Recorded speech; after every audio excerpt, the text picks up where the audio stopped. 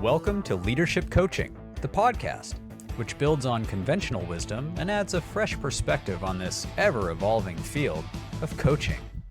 Have we been misunderstanding leadership all along? Traditionally, we ascribe leadership to certain people, but what if leadership lives in relationships instead? If you've been struggling with your identity as a leader, it may be that limitations of an old model just don't fit. Join leadership coach Dr. Martin Kettlehut and results coach and certified IFS practitioner Bill Tierney as we discuss the nuances of leadership as relation. The Leadership Coaching Podcast, awakening the confident and compassionate leader within.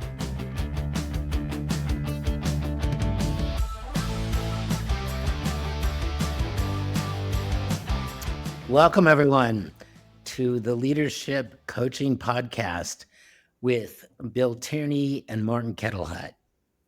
We're in season 2. Our listeners are growing, and we're having a lot of fun doing this. Welcome. So, a topic that is eternal, it keeps coming up, I think, for all of us as human beings, is this topic, you want to do with your life what you want to do with your life. You don't want to have to do stuff with your life. You spend your whole life doing stuff you don't want to do. And yet there are times when it seems like, but I do have to do this even though I don't want to. And various shades of that. So we want to return to that. I'll let you start us off, Bill. I've been thinking about, thanks, Marty. And glad to be here today and recording another episode of Leadership Coaching Podcast with you.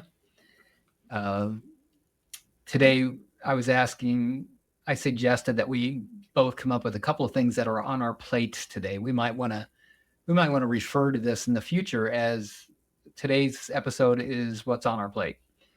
And I named a couple of things that were on my plate. You named a couple of things that were on your plate. And we decided mutually that since two of the things that were on your plate kind of coincided, they at least paralleled. One is an example of the other. Yeah, that maybe we would go with that. Although I love the other topic as well, and maybe we will go there next week, which is solving the wrong problem, which comes out of your book. It would have been a flip of the coin. So today we're going to go with what I'm calling I don't want to, but I have to. Yeah. Because, I think in our previous episode on this topic, we came down pretty heavily on the side of don't do anything you don't want to do. So it's good that we kind of balance that out this time. Well, there are some things you have to do. And how do you decide what's what? And how much of that do you let in the door at all? Now, where this came up for me this week, I was coaching a younger client, and he has a family and is, employed for a while now, but he's maybe half my age. He's really struggling with these, the things that he has to do for his company, or for his marriage and family. Both of those categories are troublesome to him right now. And he just wants to watch the game or, go with his buddies fishing and all this other stuff. It's just like, oh my God, when can I have my life? That's where this came up in my world this week. Did you say that is he newly married or new in a new job? Neither. I mean, compared to me, it's new. But everything's new compared to you if he's half your age, right?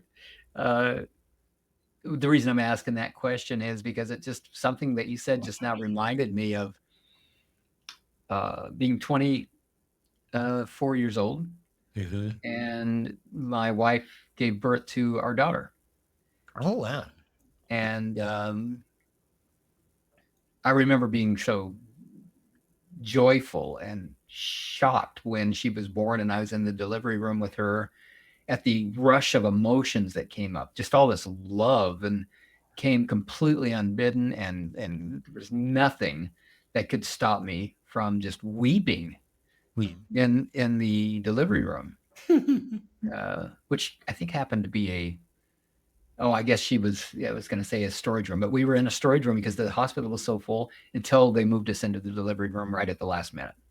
Anyhow, what an experience. And so clearly I was really moved and loved what was happening, that I was a daddy for the first time, and that Lori, my first wife, and I were having our first child together. And it was a momentous occasion. And I think every cell in my body knew it before my brain did, how important and powerful that was. Now, fast forward about a month, and we're at home, and we've got a dog whose name is Buddy, and Lori and Sarah, my daughter, and Buddy are all off in the bedroom, and Lori's nursing Sarah, and the dog's in there with them, and I'm out by myself feeling lonely, feeling like jealous of my little girl, jealous of the attention that my wife is giving my little girl. Mm. And so there's these very confusing feelings. I love that I'm a daddy. I love that we have a family. I just adore my daughter and my wife, and I'm feeling jealous. Mm-hmm. So I think I'm mentioning that now because that's what got triggered by something that you shared about your client. But at the same time, I think it might point to part of why we can feel both, I don't want to, but I have to.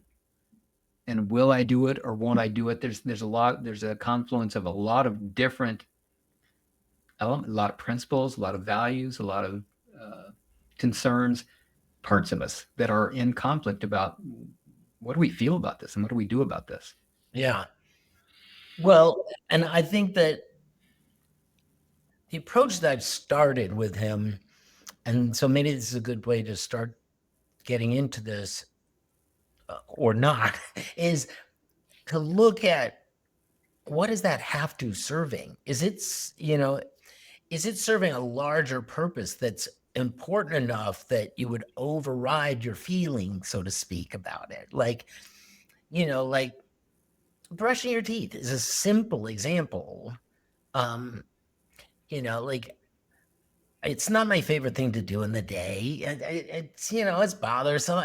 Some people love to do it. I do not enjoy brushing my teeth, but I have to, and I do, because it serves the larger purpose of getting along with people and keeping my health as well. So I do it, and I don't think about it because it's a have to that falls squarely under the umbrella of things that I want. Mm-hmm. Mm-hmm. It's kind of another good example that I gave him in our coaching session was, unfortunately, he's not a musician, but for you'll understand, like, nobody enjoys practicing scales and arpeggios and getting the fingering just right. But, if you don't slow down and do those things first, then you won't be able to be free. And when you play, you won't be as adept as you'd like to be on the instrument. So it's a have to, but it serves the larger purpose of being able to play well. I agree with all of that. When I was first learning to play the guitar, I remember how painstaking it was. And even, I haven't played much at all in the last 10 years or so, but I used to write songs, and I would get, I would write the lyrics to songs and the music for songs and play them on my guitar. And sometimes if I had other musicians that were playing with me, I would show them what I wanted for a bass line or a piano line that would support it. Mm-hmm. And I can remember practicing what I would hear as a kind of a lead that I might play on the guitar, mm-hmm. during the refrain or during the lead. And what I heard in my head was so difficult to actually pull off and do on the guitar that, just as you just said, it forced me to slow way down and notice what I was doing and be very conscious about what I was doing. But once I did that enough times, like enough days in a row, consistently for enough time, eventually I'd pick up that guitar and my fingers started knowing what to do. Right. And I didn't have to consciously think about it anymore. Right. And then I would just move on speed and intonation and clarity and Mhm. timing and all of it. And soon I got pretty good. When it comes to, so for me, that wasn't a have to, although you could say, I want this to sound beautiful. I want it to sound like it sounds in my head before I pick up the guitar to try to duplicate what I heard in my head. Mhm. So if I'm going to make it sound anywhere near that beautiful, I'm going to have to practice. I could say that. Yeah. But here's the reality of it. I didn't have to practice it. It was a condition. If I wanted A, I had to do B. Right.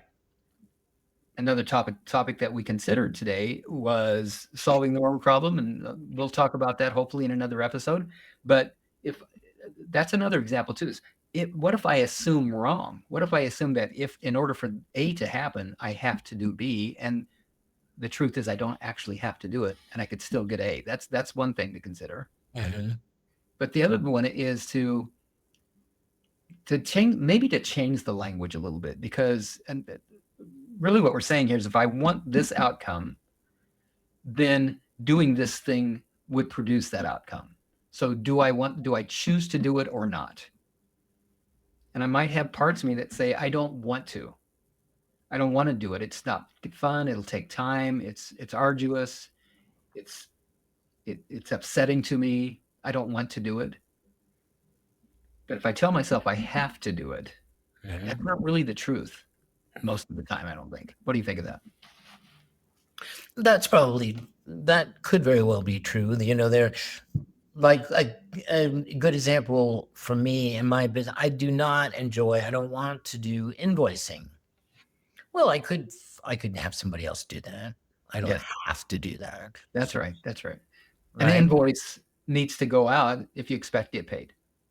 But I want to focus, if you don't mind, on things that are entailed by what we do want. Yeah. Okay. So let's find a solid example to do that with, then maybe. Yeah, like what's the example that we had? Well, you mentioned a client. I mentioned learning to play a song that I heard in my head. I think what I'm have in the back of my head, in my agenda, is that I think that a great life isn't one where these two things live on opposite ends of the world, but where they've been integrated. So yes, I have to eat my peas, but that'll make me healthy, and I want to be healthy. So if it doesn't live inside of anything you want, then probably you don't need to do it. Yeah. Right. You certainly don't have to. So the basic things are, let's just start with survival. If I want to survive, then I need to have to want to. It's going to be necessary that I fill in the blank, breathe, that I eat. But beyond survival, there are other things that we are interested in. Right. If I want to succeed at just about anything, at a relationship, at a job or a career, if I want to Right. succeed, Those are great, because a lot of people have that's the issue. It's like I want to be a financial advisor, but people are so hard to deal with, right? That sort of thing. Or right? I want to be a car mechanic. I love working with cars, but all that oil and dirt and stuff. I want to get more clients, but I don't want to ask for referrals. That's That's a good example. Yes. Yeah. Good. When we were talking about that as a place to go today,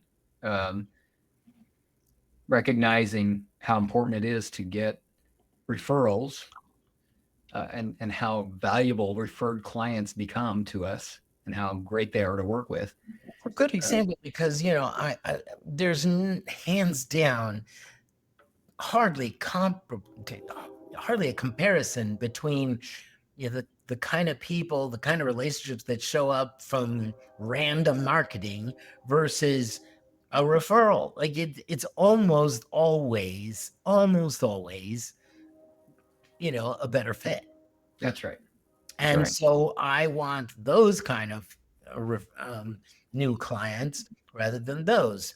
But that means that I have to get on the phone and get in touch with past clients and ask them, who they know that might want to work with me. And I would rather not have to do that. I love it when they refer me business without my even asking. I used to actually keep a statistic. I don't do that anymore. But, I used to keep my monthly report to my coach. I would say, okay, this many unsolicited referrals came in. It was a nice statistic to keep track of. But ultimately, I do have to, because I choose those kind of clients. Again, it fits under the umbrella of what I want. Ultimately, I have to brush my teeth and get on the phone and talk to these people. I want to challenge you.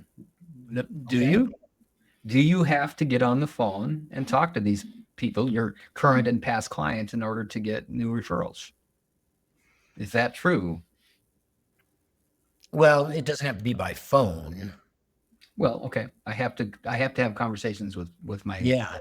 current and former clients to get referrals. I mean, perhaps there could be a system that goes into effect much earlier on, some sort of reminder system to them that, to think about who to refer to their coach, so that I never have to have this other campaign regain their attention. That, I suppose there's something to be said for that.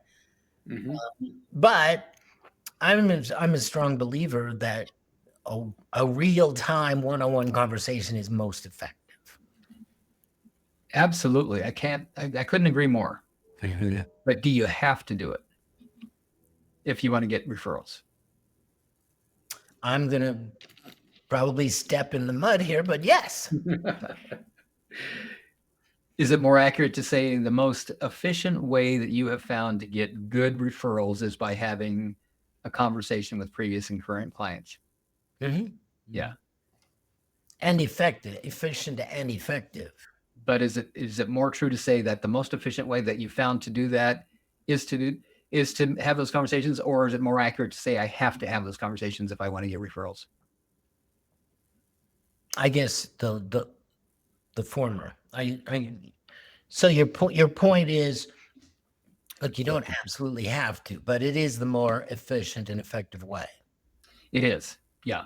And if you have those conversations, there's a predictable outcome here that you're probably going to get some referrals from doing that. If you do have enough of those conversations, you're probably going to get those referrals. So we could just say, yeah, if I want good referrals, then I have to have those conversations. But what I'm saying is that that's not accurate. Go on. I'm saying that if I want to get good referrals, I have found, for me so far, the most efficient way to do that is to have these conversations. Okay. And I also noticed that in the past, despite how well that works, I'm reluctant to initiate those conversations. From that place of reluctance, it feels more true to say I have to. From that place of the potential benefit and outcome of doing it, it's less attached to a disempowering perspective. So what I feel like you're saying, and correct me if I'm wrong, but where I was saying, look, it's better to not separate these things out from unless they don't really belong under the umbrella of things you ultimately want. If it's a real have to, and it doesn't even serve the things you want, then forget about it. Yeah, exactly. As you may remember, I was in the grocery business for 21 years, and that included running my own store for a while.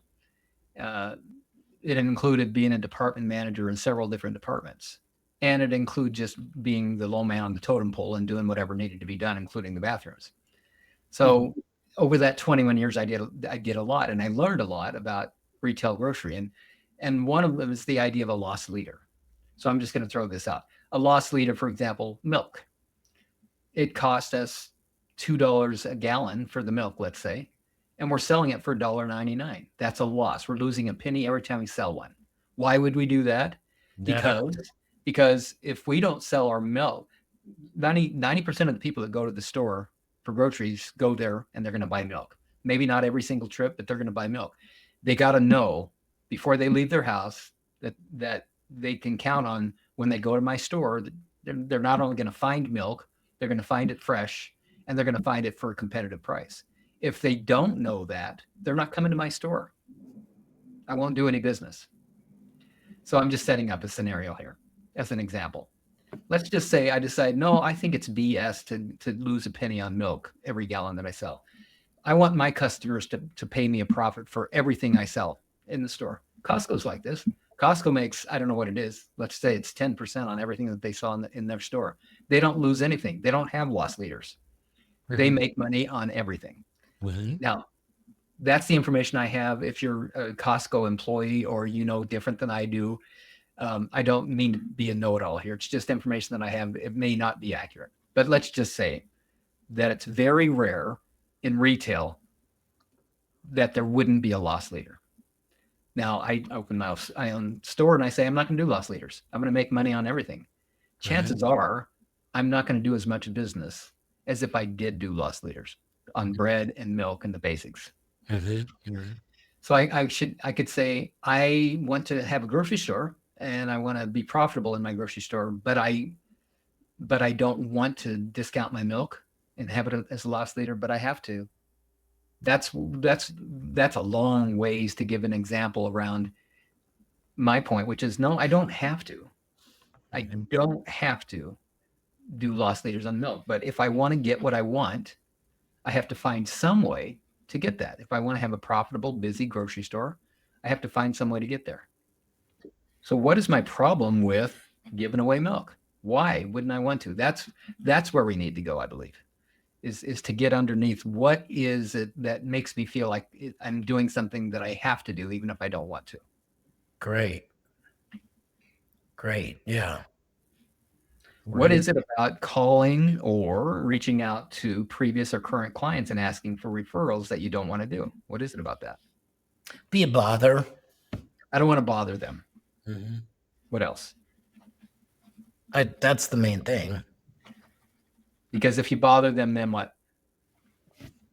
Then we lose the charm of our relationship. Right. It's gonna be a turnoff. They're not gonna want to talk to you at all. Right? Is that it? Well, no. Okay, you said lose the charm. I called up and said, I want to talk about something else. I don't think they'd say no because you asked for a referral. I don't know. Yeah. But it's gonna put a stain on the relationship a little bit, isn't it? Or that's your fear. Yeah. I'm gonna ask them for something that's gonna make them feel awkward or uncomfortable. I'll speak for myself. That's certainly my reluctance to do so. To call up a previous or current client and say, hey, I got a couple spots left on I've taken all kinds of courses, sales courses where they say this is exactly what you do. You call them up and say, listen, I've got a couple openings for clients. Who do you know that would benefit from my services as you have? And there are NLP, neuro-linguistic programming experts that know just exactly the right language to use and to ask those questions. It's kind of manipulative, I think. But it's ways to get around it, to make yourself do what you don't want to do. And I'm saying that maybe you don't have to make yourself do what you don't want to do. I see. So in the case of my young client, it's more about what is your hang up about talking about arranging, making the proper arrangements with your wife so that you can enjoy being a family man and not have to do anything that you don't want to have to do. Exactly. What do you worry might happen if you do this or don't do this? Those kinds of questions to get underneath it. Or it could be just as simple as, let's change our language here. you're viewing it, let's say, to a client, you're viewing it as if this is something that you have to do. You don't have to do it. What if you don't do it? What's going to happen? What are you worried or concerned will happen if you don't do what you think you have to do and don't want to?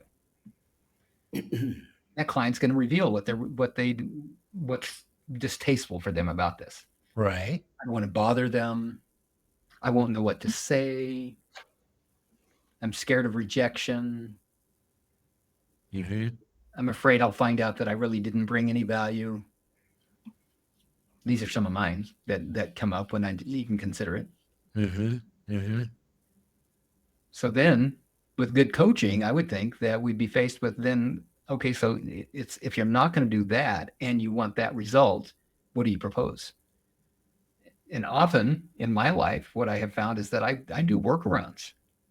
I remember being so scared to go out and talk to real estate agents and ask them for referrals for mortgage loans that I would spend hours and hours and hours in my office being busy getting ready to get ready to have some conversations with some real estate agents and ask them for business. Workarounds made me feel better that I was doing something. Unfortunately, what I was doing wasn't going to produce the result that I wanted. I guess I have a fear that, well, on the one hand, I just want to say that I do see, I know that those conversations are coming for him. Once I can get him to not just be in this sort of they want me to do stuff I don't want to do. I want to do all this other, there's no. So that's why I suggested looking at, well, what do you ultimately want, and what are there might be some have tos inside of that. And you're saying, well, he really doesn't have to do any of that. What there is to do is to address what's his problem in being a dad or being a husband, showing up in those ways that he needs to, and to work on those. Or at the job, there's certain things that they want him to do at his job that he'd rather be stirring up new business rather than filling out the forms afterwards. Right. Exactly. That's a good example. So again, it's not that you have to do those forms. It's like, okay, what is it that has you not want to do them? Is there something we can address there such that it would become enjoyable to do the paperwork? Or is there some workaround that would allow you not to have to do the paperwork, right? To work it that way. But it still remains, that there's something that he does want, the entailments of which he doesn't want. Yeah. Right? There's an inner conflict. Right, because you could say, okay, you're right. I don't have to do it. I don't have to do invoicing. But then I probably shouldn't be a sole proprietor of a coaching business. I'm sure I don't have to do those things, but then I should pursue a different career. Well, or another way you might say it is, I don't like doing invoicing. I don't want to do invoicing. I just want to coach and get paid for it. So is there another way for you to get paid for your coaching if you don't send out invoicing? Sure, definitely. That's the workaround scenario, but right? You find somebody else, you get an assistant. Right. And now let's just run up against that. So I want you to, then you're going to go out and hire an assistant. You're going to have somebody else do it. No, I don't want to have to pay somebody else. I'm not making enough money as it is. Okay. Now we got a double bind. You don't want to do invoices and you don't want to pay somebody else to do it for you. You just want to do your coaching. Yeah. So you don't have to do invoicing, but you're going to be coaching for free if you don't, or find some other alternative. Coaching for free and have another job that raises money, right? You're right. You don't it's true. You don't have to do these things. So I'm suggesting let's turn the pressure down by changing the language, not as a manipulation, but to reflect more accurately reality. Reality is that you don't have to. Have to feels like undue pressure. I have to fill out these forms. Do you? Yeah. What'll happen if you don't? They'll probably fire me. Oh, so you want this job? You want to keep the job? Yes. Are you willing to do the forms so that you can keep the job? Yeah, I guess. Okay, we're getting there. We're making some movement now. It's still not a robust, I love doing forms and it never will be. But you're willing to fill out the form so you can keep this job. Why do you want the job? Well, so I can feed my family. Really? That's it? That's it? What will this job lead to other than feeding the family? Is there a bigger vision than that?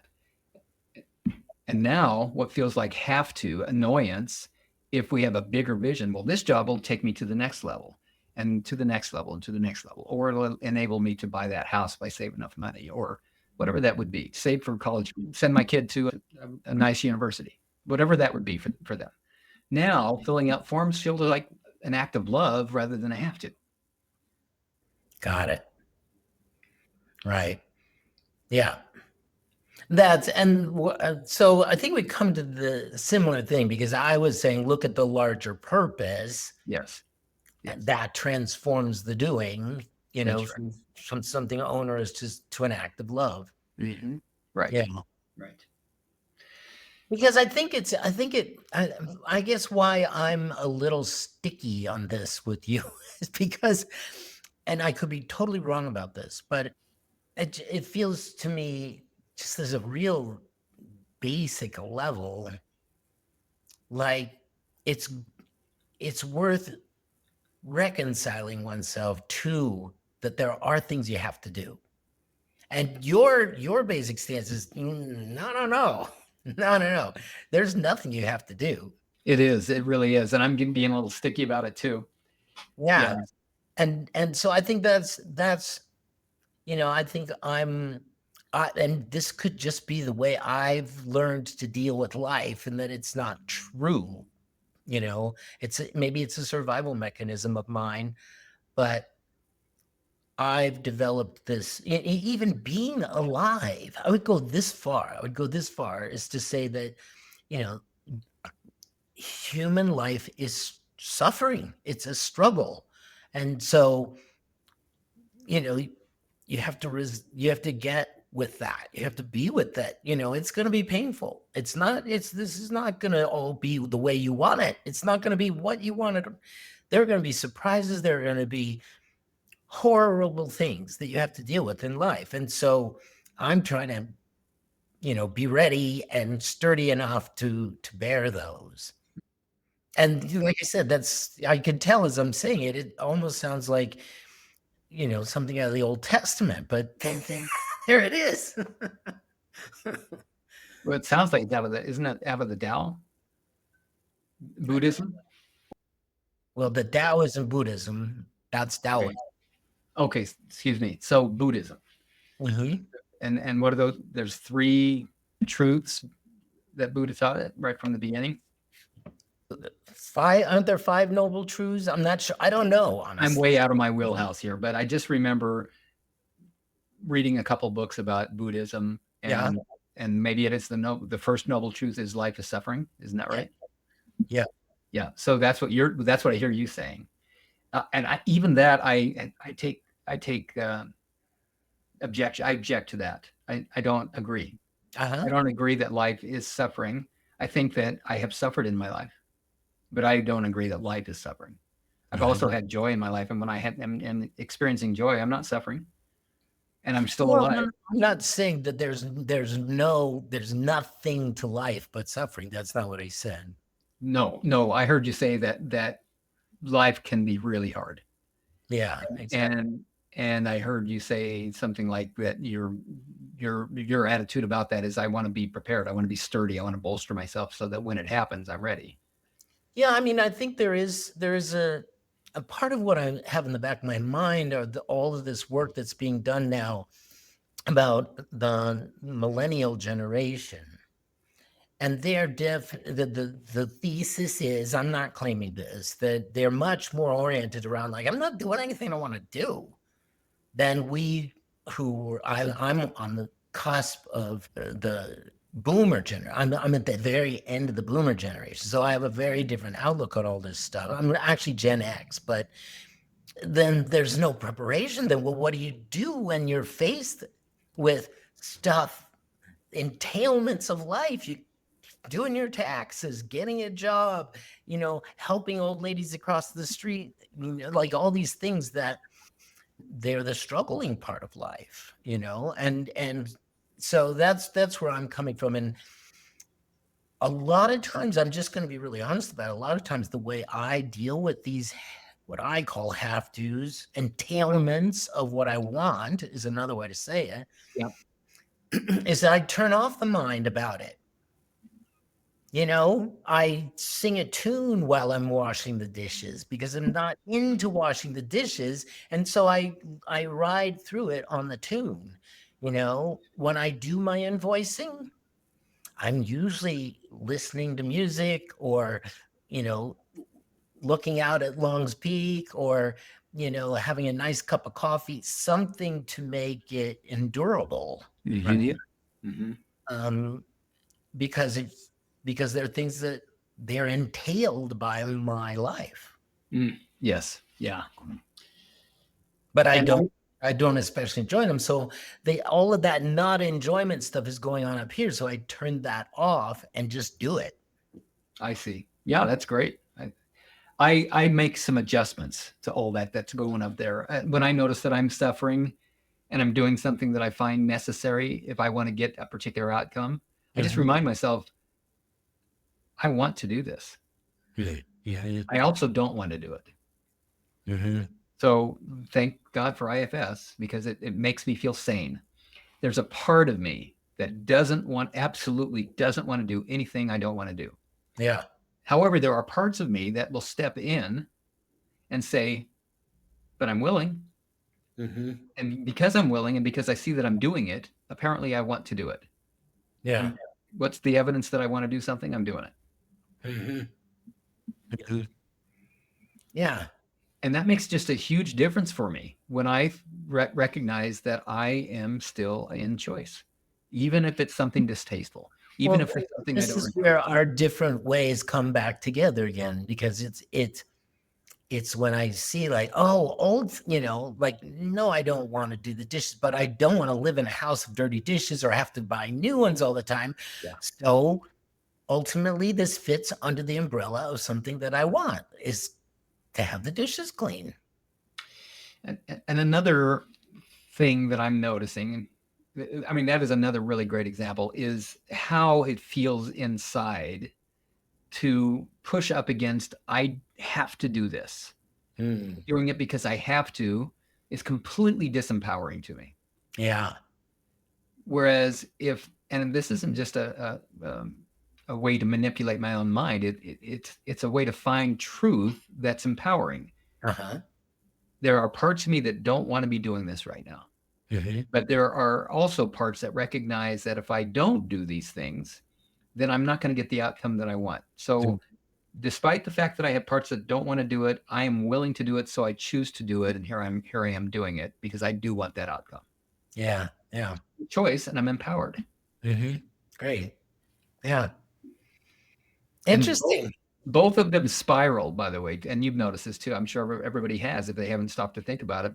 Consider that if I am building momentum in the direction of disempowerment, it continues in that direction.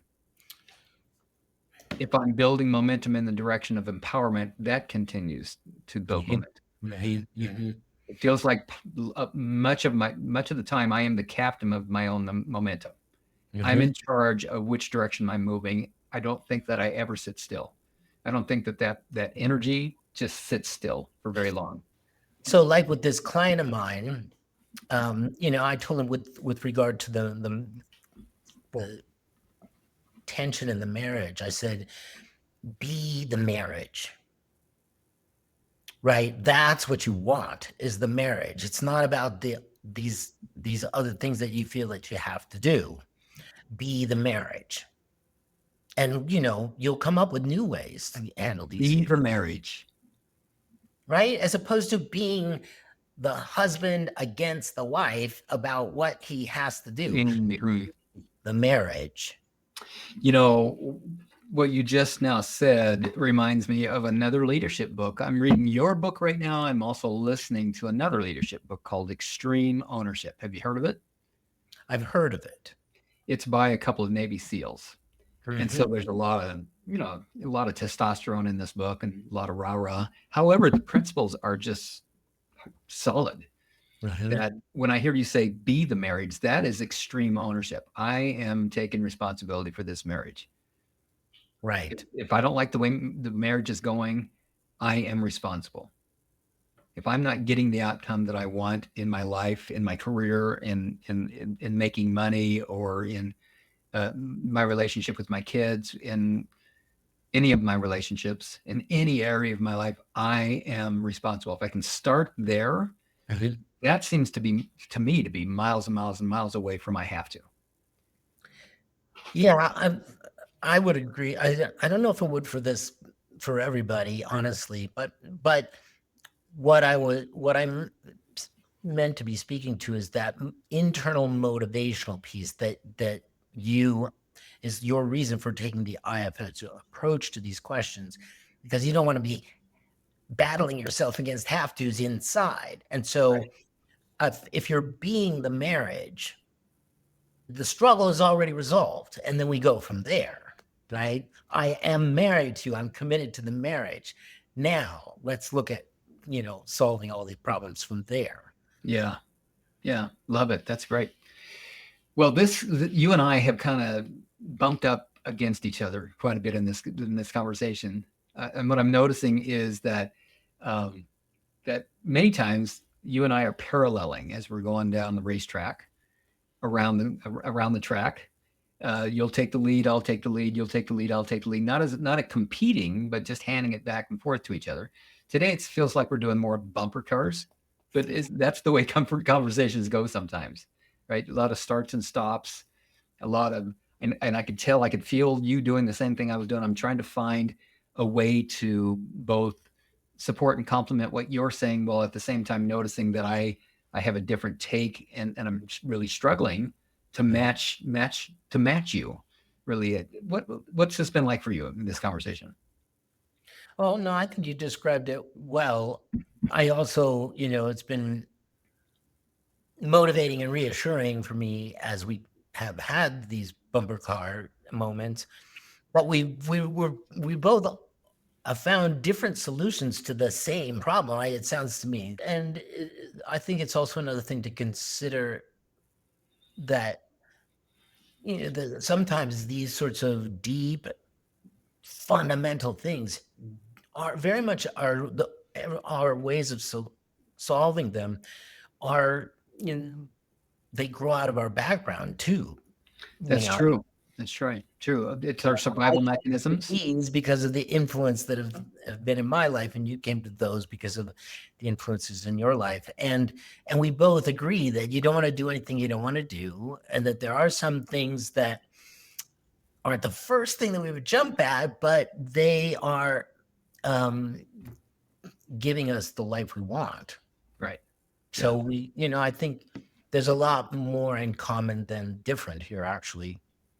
And it's okay that we don't have things in common. One of the things I love about this conversation is that even though there's been some discomfort for me in not being able to just be parallel with you or unified and supporting in the way that I want to be, and the way we usually are, that we have been able to be respectful. And I'd love to see this expand. That the recognition that some conversations are going to be uncomfortable. They're not all going to flow perfectly well, but it's entirely possible to still have those conversations like the one that you and I just had, with respect to each other. I appreciate that about you. Appreciate that we're able to do that together. Me too. Yeah. All right. Well, Marty, let's call this one. We're at just over 45 minutes, I think, since we hit record. And um, I want to say I actually did enjoy the conversation. I felt challenged by it. I also felt like I learned some things from you. So thanks for the conversation. I would echo everything you just said. Until next time, we get to have another episode recording tomorrow with Nora. We're going to record the third episode on project design, and I have volunteered to be the guinea pig. So looking forward to that. I'll see you tomorrow. Okay. That concludes another episode of the Leadership Coaching Podcast. We hope you found inspiration and valuable insights to fuel your leadership journey. Remember, true leadership is not about you, it's about empowering others. Take your insights to heart and cultivate a mindset that will transform leadership from within your business, organization, or community. Thank you for joining us on this quest to leadership excellence. Don't forget to subscribe and stay tuned for our upcoming episodes, where we explore leadership as relation. Until next time, remember that you have the power to lead with confidence and compassion from the inside out.